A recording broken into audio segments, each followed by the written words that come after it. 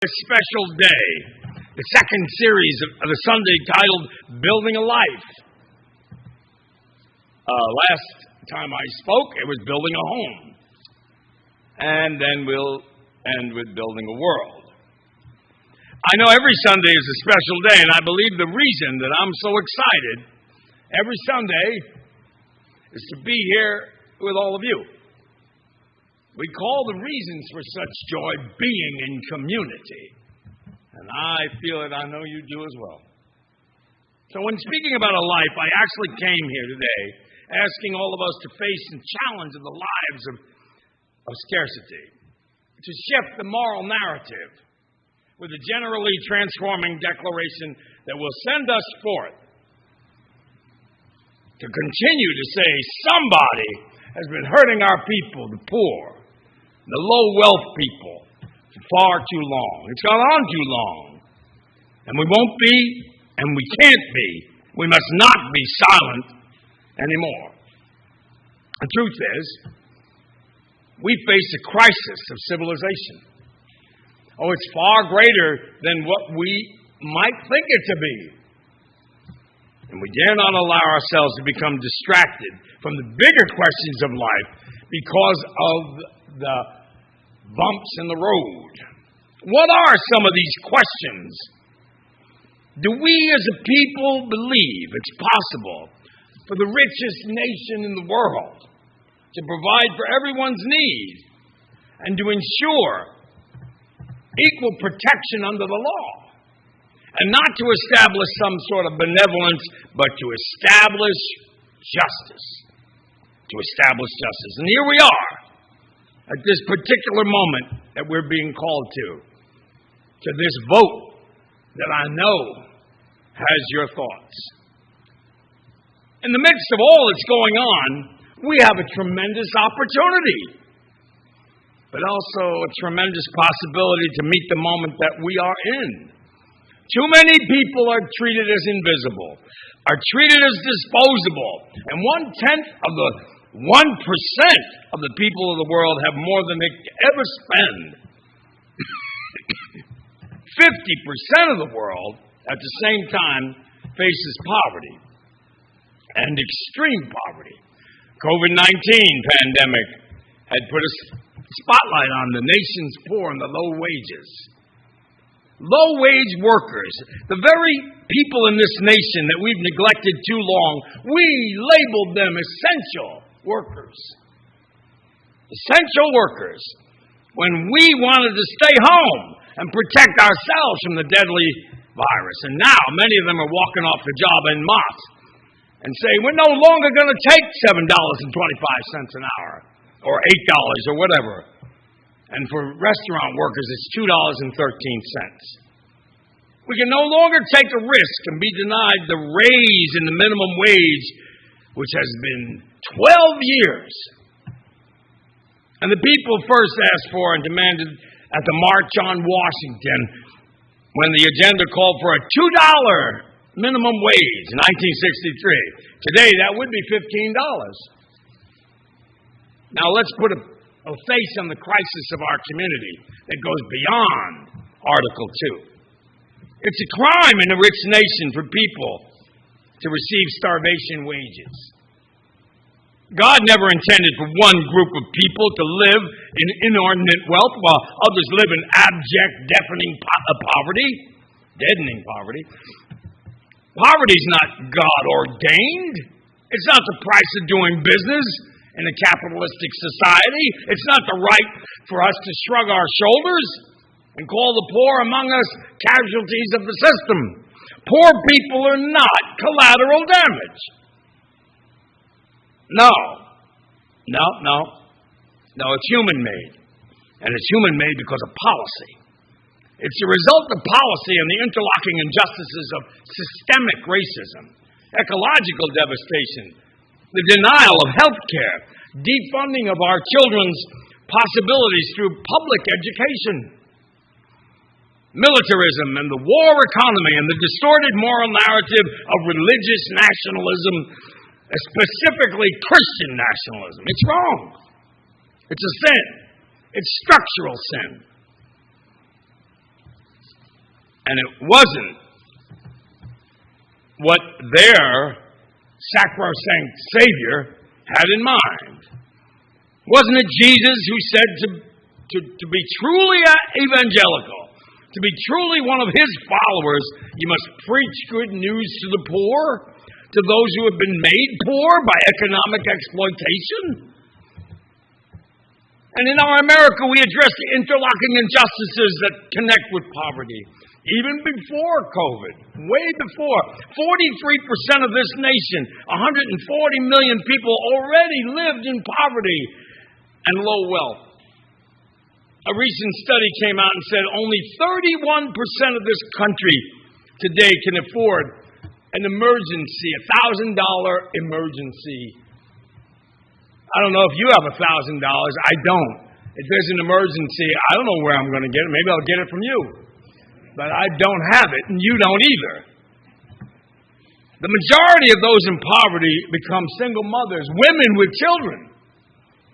And in the face of this reality, too often what we've seen is either an attempt to simplify focus and double down on trickle-down economics.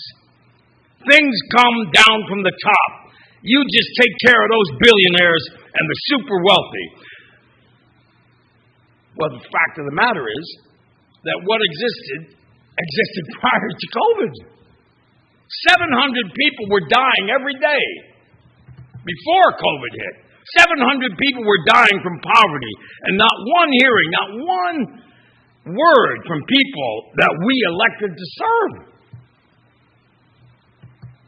They've even skewered the numbers. You know what they said? If you make $12,800 a year, you're not poor.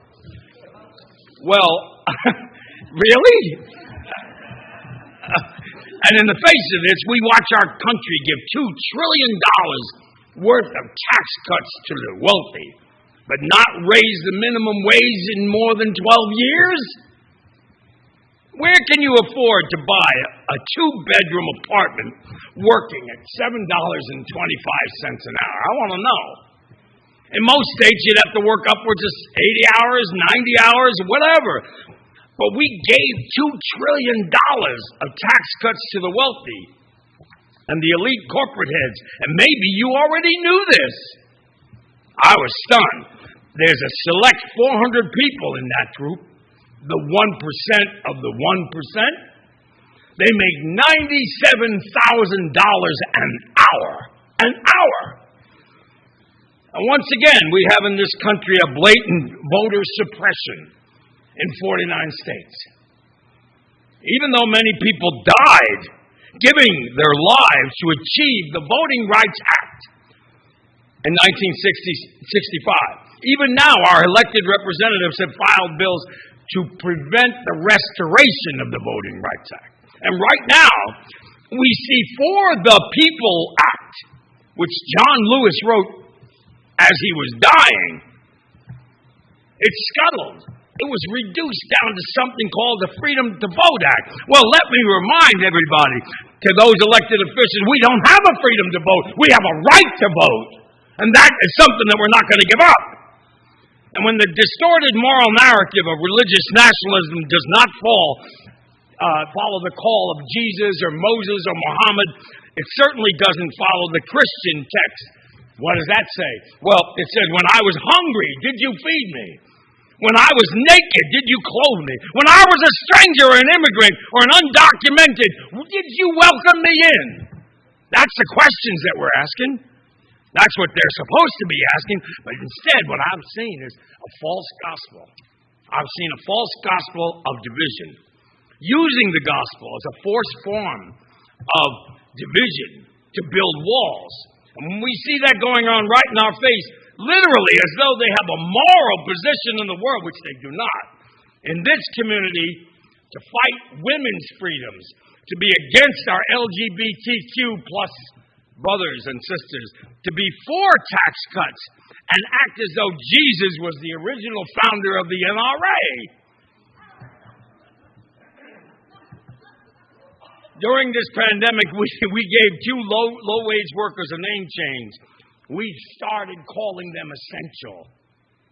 And we started I guess we just, lifted them up, but we didn't give them what was essential to live. I did that once. Just to see what it was like. I picked oranges with migrant workers. I lasted maybe an hour and a half. I couldn't do it. I just started shaking the trees. They'll fall down. I couldn't do it. Before COVID, throwing crumbs at poor people made them more vulnerable to the pandemic, for they were the first to go out to work. You knew that. They were the first to get infected. You knew that. They're the first to get sick, and they were the first to die. And before COVID, they were not paid enough to build up savings to tide them over in any kind of emergency. We call them essential. They lack paid sick leave and medical leave. The health insurance benefits, gone. Nothing. But we said, at least you're essential. How do these people even start when we talk about building a life? But we have continued many policies that treat them as though they are expendable. We have in this country a crisis of community. And as I stand here today, I think about the long historical march that they took in Alabama. I read about it. I was 12, but I read about it. Some 5 miles off of the road that Martin Luther King and Rabbi Heschel walked down to the center of that Montgomery march. If you go 5 miles off of that road, just go 5 miles in, you think that the civil rights movement never happened. Never happened. Today. Or I think about when I went to Glide Memorial, United Methodist Church in San Francisco. Cecil Williams, my friend, who has recently passed, he was sent there in 1965 to close the church. And he, being a man of color, they said, just go there and there's 12 white widows.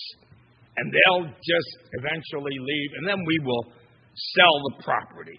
Well, today, in a kitchen not much larger than the one that's in our multi-purpose building, his congregation fed 3,200 meals a day to people. And I asked him, I said, can I see the sanctuary? I want to see the church. No, he said, that's not the church. What do you mean? The people are the church. They are. Yeah, he said, you want to see the... Yeah, I'll open it. And as he opened the door, there were no seats. There was nothing on the walls. It was just an empty space. He says, you see, there's nothing in there. But then you come on a Sunday, and the place is overflowing. You've got Asians, and you've got Native Americans, and you've got people of color, and you've got 2 praise bands, and you've got all kinds of different people with dozens of children all over the place. And that place was rocking. Now, we didn't just get here in any old kind of way, We didn't just get here somehow. All of a sudden we're here. The truth of the matter is, what we say is our community roots. Because back in the 19th century, following the Civil War, fusion coalitions came together under the South, under the protection of the armed services, I might remind you, to reconstruct this nation as a republic that would, in fact, guarantee liberty and justice for all, and move towards the establishment of justice, and ensure equal protection under the law. These people risked their lives to help rewrite the Constitution, and it was in that period that we got the 13th Amendment, the 14th Amendment, under protection under the law, and the 15th Amendment guaranteeing voting rights, saying that no state, no entity can deny or abridge the right to vote. The Civil Rights Act was adopted and passed in 1875, which made racism a federal offense. But then there was an election. And in 1877, where the candidate lost a popular vote. By the way, you notice that the Electoral College and the popular vote is somehow coming into conflict. A lot more people are getting into that office of presidency, not by the popular vote, but by the delegate of electoral votes. So you wonder, shucks golly, do we need the Electoral College? Oh, well, I'll give you, I remember the president at the time, when I was reading, he said, to the people in the South, cut a deal. I tell you what, he said, I'll give you the South back. I'll give you the Supreme Court. I'll pull the troops out of the South. And they did. And that president was Rutherford B. Hayes. And in just 6 years, 1881, the Civil Rights Act had been overturned. You see, you can't give people something like Roe v. Wade and take it back. You can't do that. You can't give rights to people that are voting rights to protect them and then gut it and say, oh, it's okay because all that's over with now. All that's over with. And then in 1896, you had Plessy versus Ferguson. It said that separate but equal was constitutional. And then a series of riots all over the country, 1897, 1898, 1900. And by 1900, the last African American was ousted from the United States Congress. Voting was driven down. Those who had the right to vote, those coalitions of poor and low-wealth black and white people, were torn asunder. And then in 1912, the Bull Moose Party with Teddy Roosevelt. Well, it didn't work. He had a grudge against President Taft, who he handpicked. So because of their schism, Woodrow Wilson became the President of the United States, very educated, governor of governor of the state of New Jersey and president of Princeton University, and an avowed racist. He had the world premiere of Birth of a Nation. He said it's the greatest movie he's ever seen. That's the kind of history and teaching we ought to be doing, he said.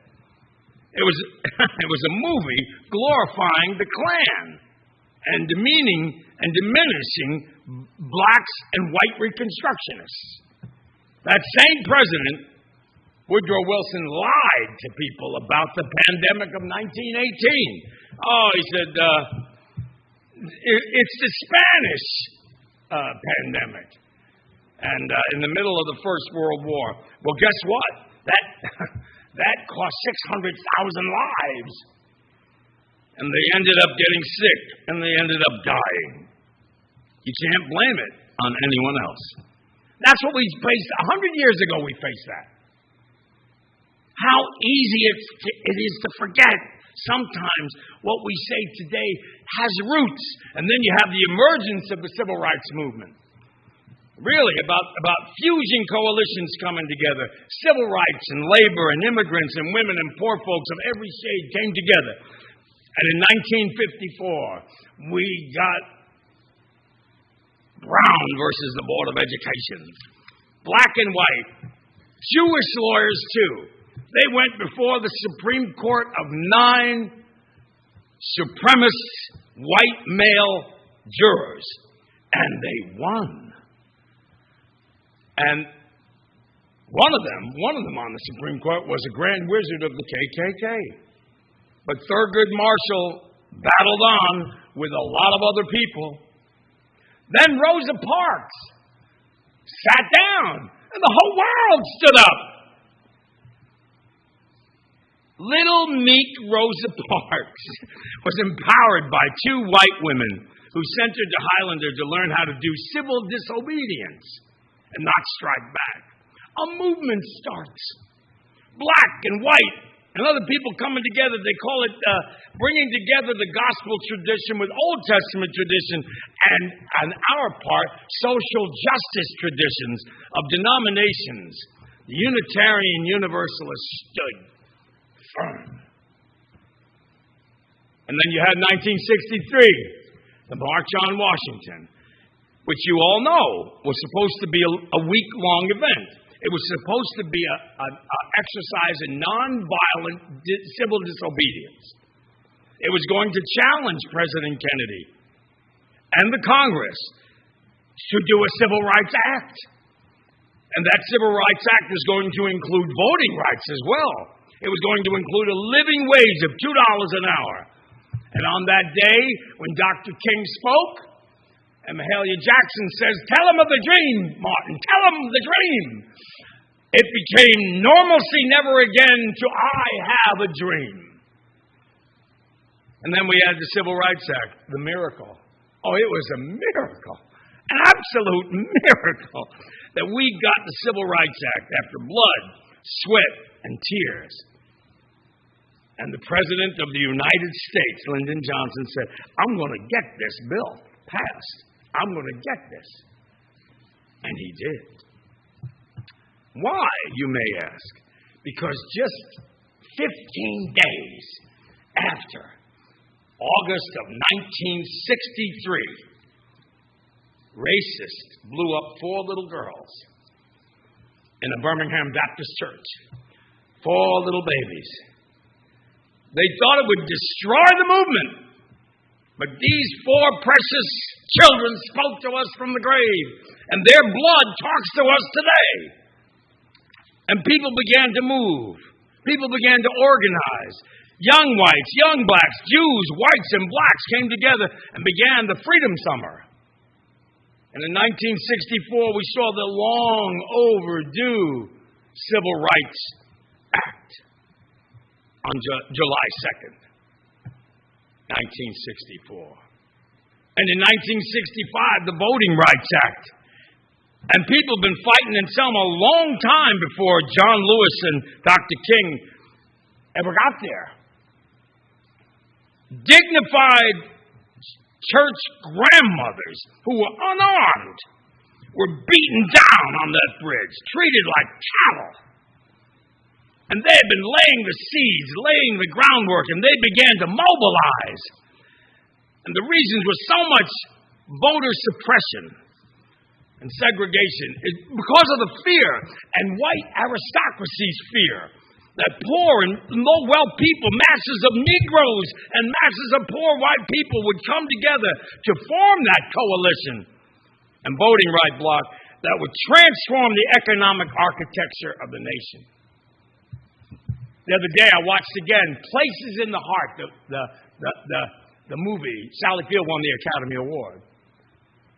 And you have any idea what it's like to pick cotton with your hands and break your back because you have to bend over doing it? Oh, it was unbelievable. So the whites thought, you get rid of slavery, and that's our whole economy. We can force them out there because we own them. But you take it away from us, well, then we got some big problems. So they caused segregationist politicians to enact the Voting Rights Act. Lyndon Johnson had been a segregationist. Oh, he was. But he was changed. I'll never forget watching him. The last words of his speech, "We shall overcome."